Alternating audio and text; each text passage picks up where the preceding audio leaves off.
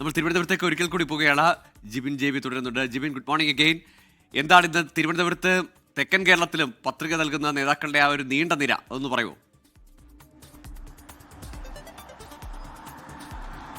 Good morning Gokul. കാരണം തിരുവനന്തപുരത്ത് ഈ നാമനിർദ്ദേശ പത്രിക സമർപ്പിക്കുന്നതിന് 2 ദിവസം മാത്രമാണ് ബാക്കി നിൽക്കുന്നത്. UDFന്റെ കൂടി സ്ഥാനാർത്ഥി പട്ടിക, രണ്ടാം ഘട്ട പട്ടിക പുറത്തു വന്നതോടുകൂടി തിരഞ്ഞെടുപ്പ് പ്രചാരണവും അത് ചൂടേറിയ രീതിയിൽ മുന്നോട്ട് പോവുകയാണ്. ഇതിനിടെയാണ് ഇന്ന് UDFന്റെയും LDFന്റെയും അതുപോലെ NDAയുടെയും പ്രമുഖ സ്ഥാനാർത്ഥികളെല്ലാം നാമനിർദ്ദേശ പത്രിക സമർപ്പിക്കാനായി എത്തുന്നത്. പ്രത്യേകിച്ച് LDFന്റെ ഭാഗത്തുനിന്ന് മന്ത്രി V ശിവൻകുട്ടി, UDFന്റെ ഭാഗത്തുനിന്ന് K മുരളീധരൻ, അതുപോലെ NDAയുടെ ഭാഗത്ത് നിന്ന് R ശ്രീലേഖ, DK മുരളി തുടങ്ങി പ്രമുഖ നേതാക്കൾ എല്ലാവരും തന്നെ ഇന്ന് നാമനിർദ്ദേശ പത്രിക സമർപ്പിക്കുകയാണ്. എല്ലാവരും റോഡ് ഷോ എത്തിയാണ് നാമനിർദ്ദേശ പത്രിക സമർപ്പിക്കുന്നത്. പ്രത്യേകിച്ച് തിരുവനന്തപുരത്ത് കുടപ്പനക്കുന്നിലെ സിവിൽ സ്റ്റേഷനിലെ ഭരണാധികാരിക്ക് മുന്നിൽ, മ്യൂസിയത്തിന് സമീപം വികാസ് ഭവൻ, അങ്ങനെ പലയിടങ്ങളിലായിട്ടാണ് തിരഞ്ഞെടുപ്പ് നാമനിർദ്ദേശ പത്രിക സമർപ്പിക്കുന്നത്. അതിനുശേഷമായിരിക്കും സൂക്ഷ്മ പരിശോധനയൊക്കെ നടക്കുന്നത്.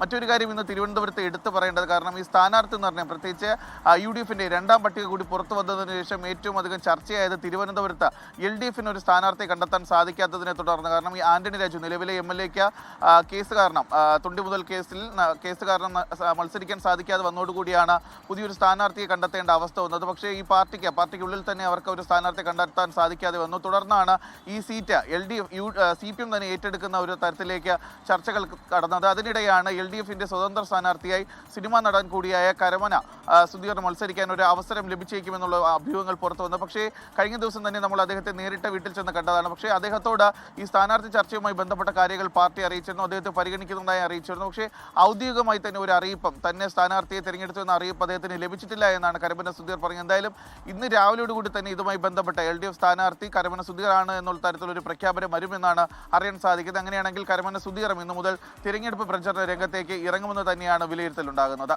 ഗോകുൽ, ലോകത്തെവിടെയായാലും ഏത് സമയത്തും 24 വാർത്തകളും ഓഗ്മെന്റഡ് റിയാലിറ്റി പാക്കേജുകളും എക്സ്പ്ലെയിനറുകളും വിശദമായി കാണാൻ ഞങ്ങളുടെ YouTube ചാനൽ നിങ്ങൾക്ക് സബ്സ്ക്രൈബ് ചെയ്യാം.